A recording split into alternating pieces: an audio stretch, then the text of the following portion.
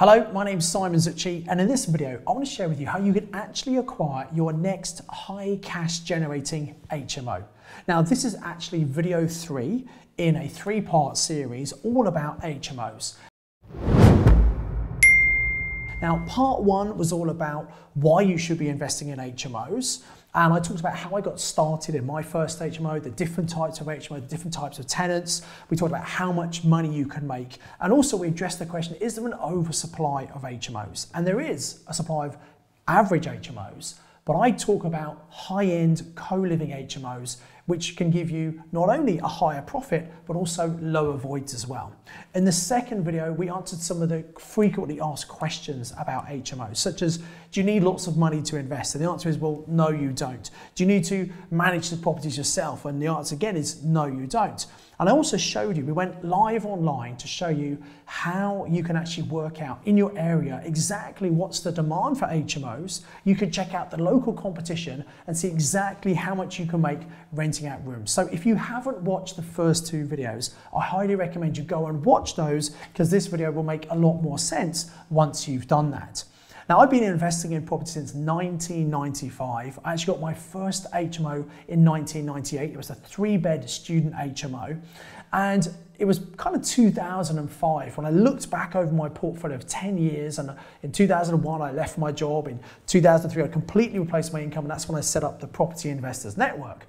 But it was 2005, I looked back and realized that my HMOs were the most successful and profitable properties in my portfolio. And that's why I decided to buy a lot more. And I'm actually sitting in the living room of one of my HMOs in Birmingham.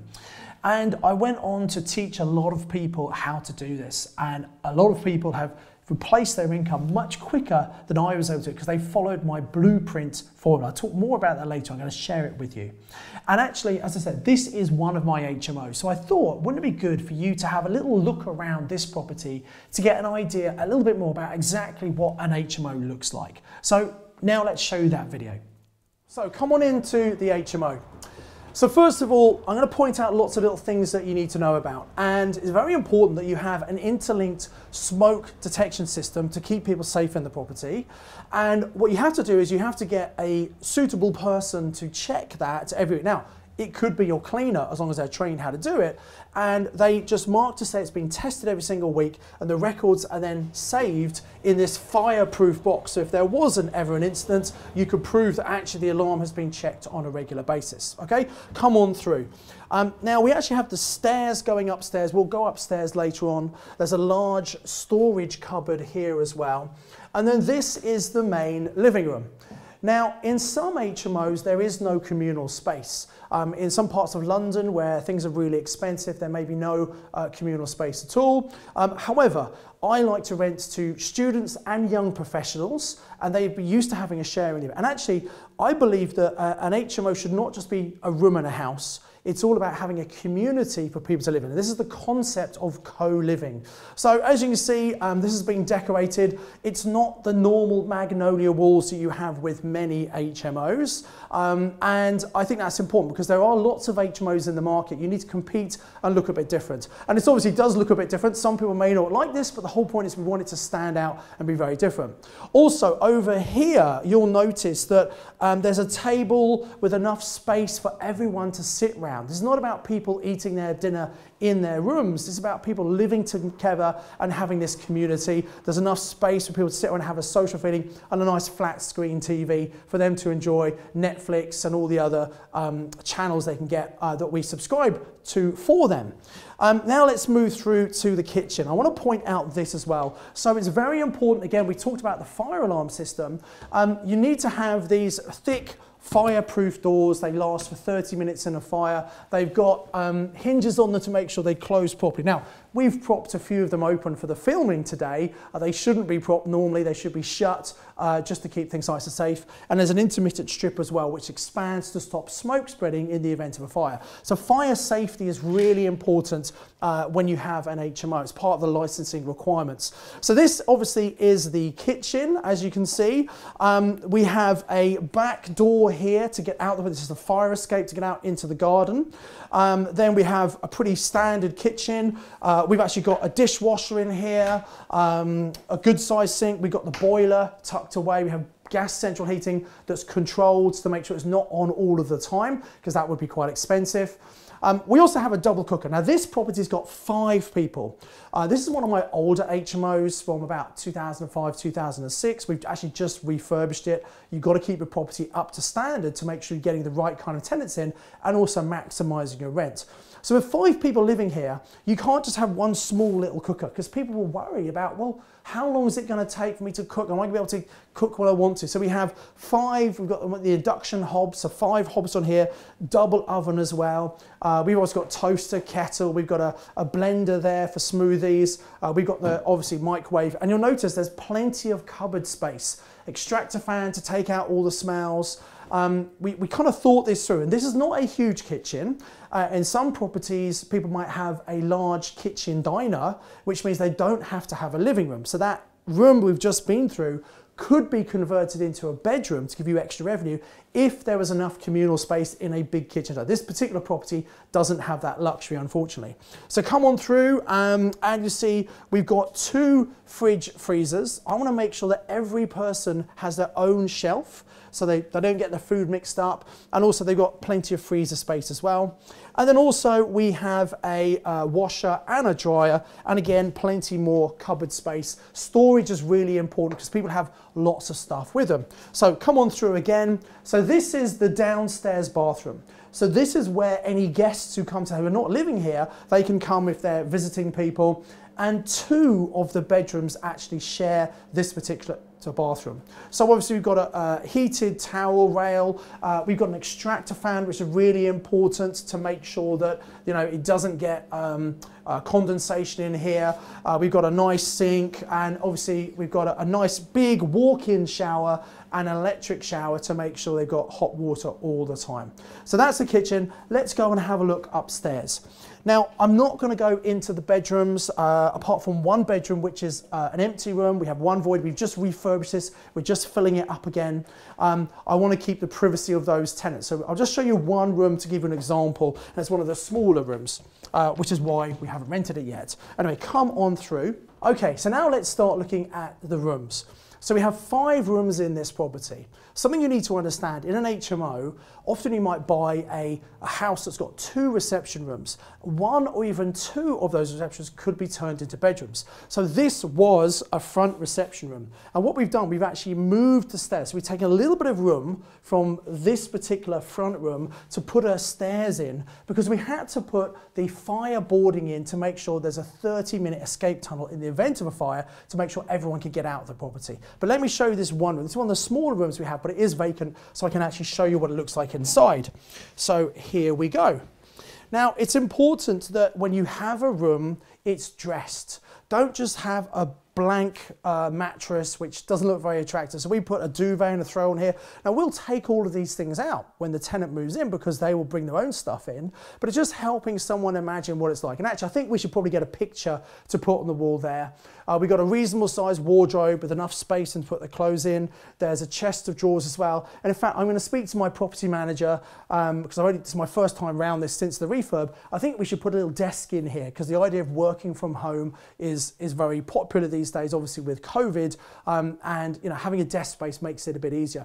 There's also space in the living room for people to work from there if they want to have a bit of a change of environment. So let's go upstairs. This room, by the way, because it's a smaller one, this rents for £510 per month. Okay, let's go upstairs. The amount of rent you get very much depends on the size of the room and also the facilities.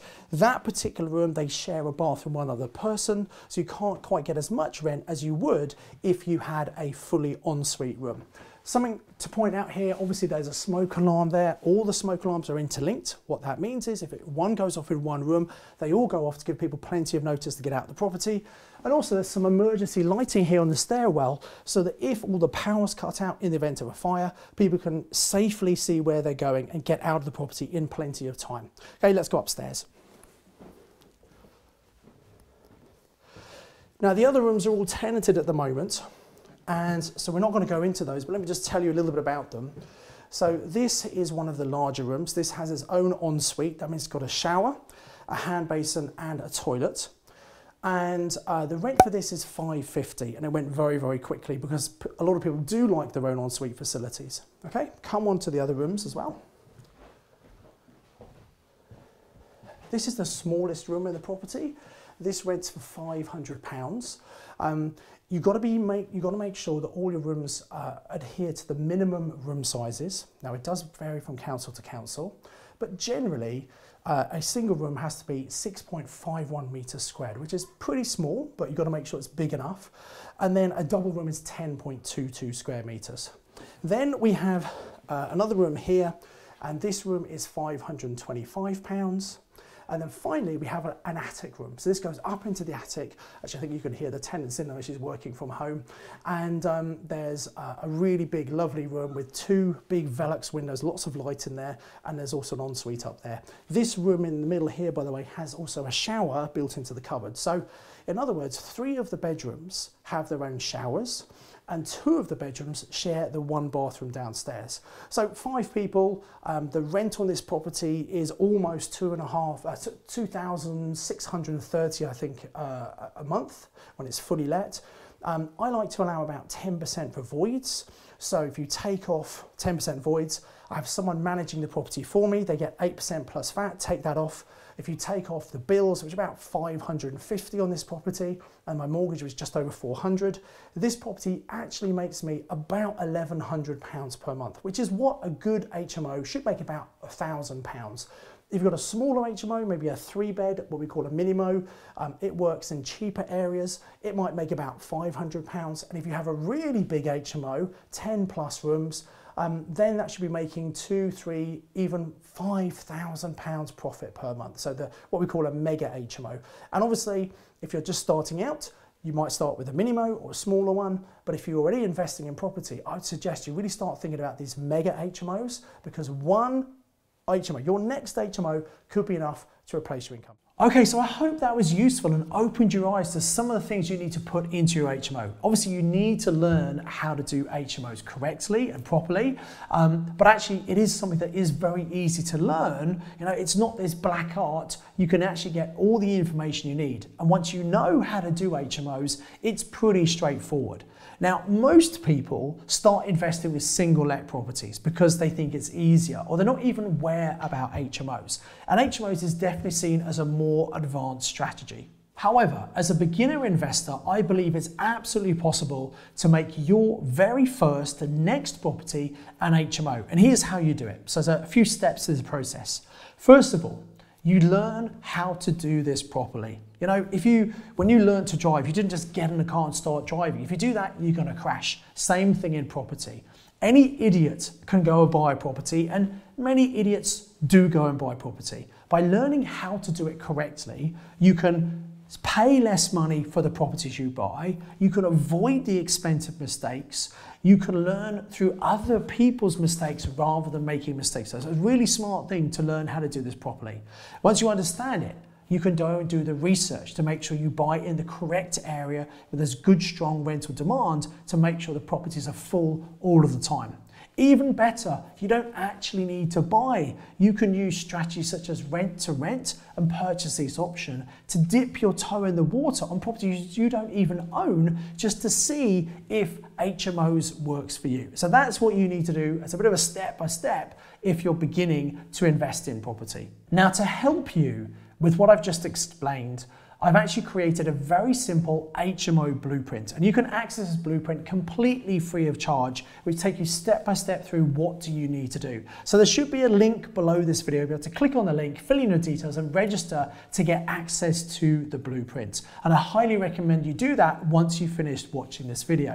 Now, we actually have also a new home study program called HMO 2.0 that can actually help you work through this blueprint and get the results much quicker than you would if you're doing it on your own. And this is the exact training that we take people through on my year-long mastermind program. Now, on Mastermind, we teach lots of different strategies. HMO is not the only strategy we teach. However, for many, many years, it has been the most popular strategy because for most people, it's the quickest way for them to replace their income.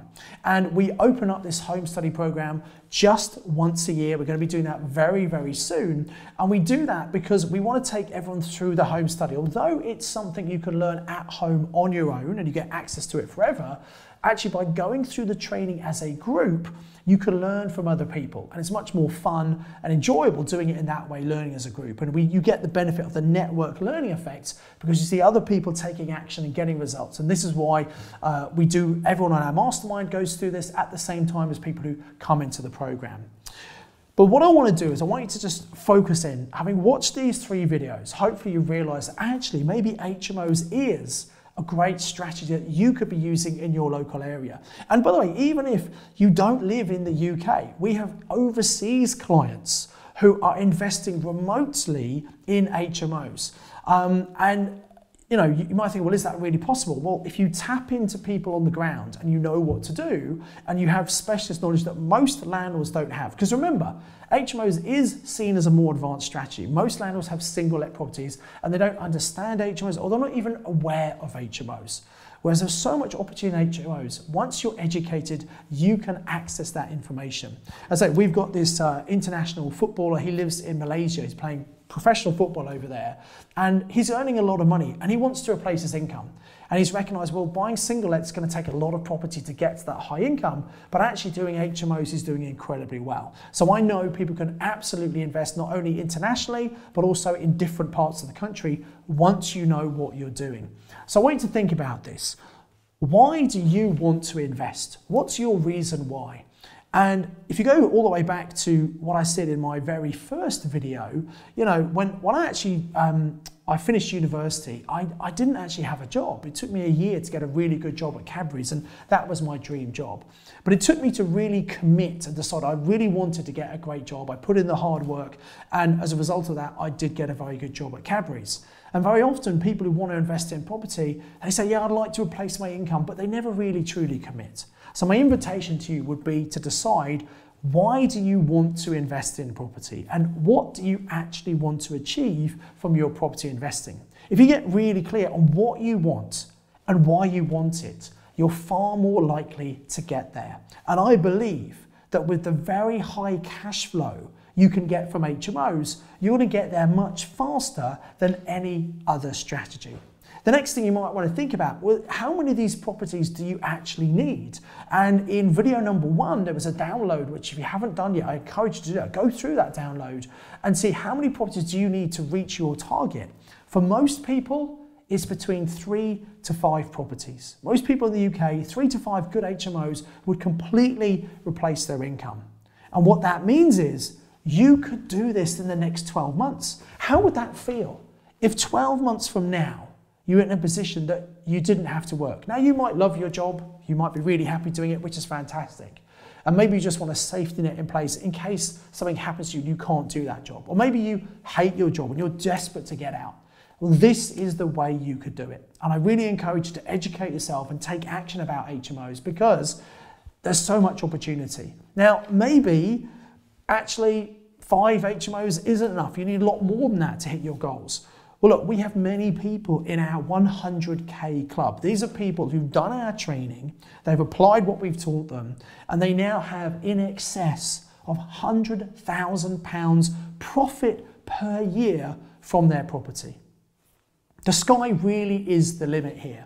And the thing I want to remind you about here is that one of the great things about property is that you can do the work once and get paid forever. When I was at Cadbury's, I had to keep on turning up to get paid, which is fair enough.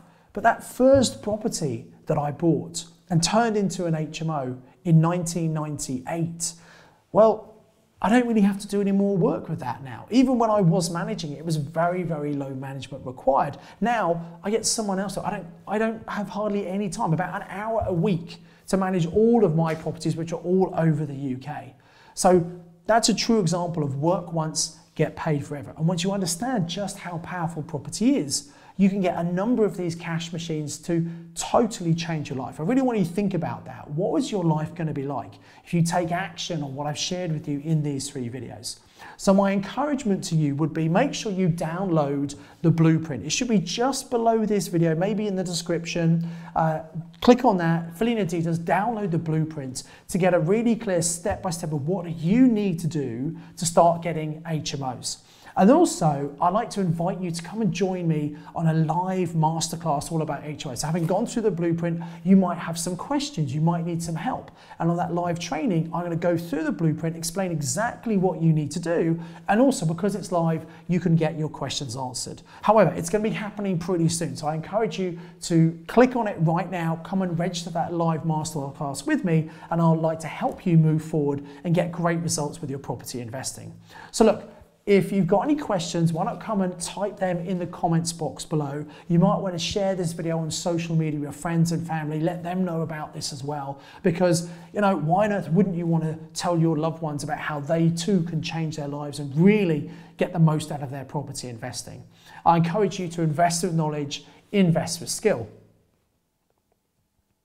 Now, the other thing I want you to do, obviously, is why not like this video? The more people like it, the more people get to see it, and that helps me, and more people are going to get to learn about this. And make sure you subscribe to this channel. Click the bell icon. Every time we bring out a new video, you're going to be one of the first people to hear about it, so you don't miss out. And I've got a huge amount of free training on this YouTube channel, which you can go all the way through. There are lots of inspirational case studies of people just like you who've become incredibly successful. In fact, I've lined up the next video is someone who's in my 100K club, who's invested in themselves, they've gone out taken action, and by using HMOs, they've got to the point they now have in excess of £100,000 of profit per year. And that's now residual income for the rest of their life. So make sure you watch the next video. Click on the links below in the description to get the download of the blueprints, and also to register for the live training where I'm going to take you through this blueprint and show you how you can quickly build your HMO portfolio. So that's it from me. I do hope you enjoyed this video. I look forward to seeing you in the next video very, very soon. I do hope you've enjoyed watching this video. And look, if you want to learn more about houses of multiple occupation and how you can really profit using them, I've got some extra online training that I'd like to give you access to. So all you have to do is click in the link in the description below the video, and you can come and register and get access to that training, which will give you far more detail and really help you save a lot of time and make some real shortcuts to make sure you're getting the next HMO property much, much quicker. So click on the link right now and come and register for that extra bonus training with me. In the meantime, I've also lined up another video here I think you'll find really useful. So until the next video, remember to invest with knowledge, invest with skill.